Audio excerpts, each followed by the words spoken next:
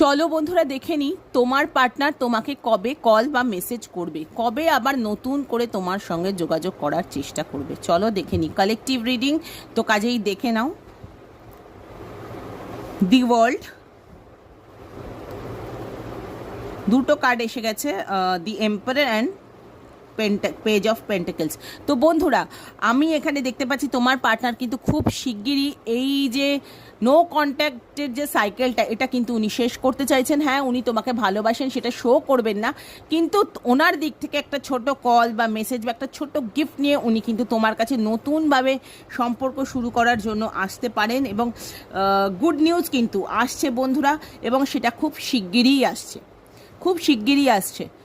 মানে সেটা 21 দিন, 21 ঘন্টা, 21 সপ্তাহ হতে পারে বা কিছু, খুব শিগগিরই আসছে বন্ধুরা।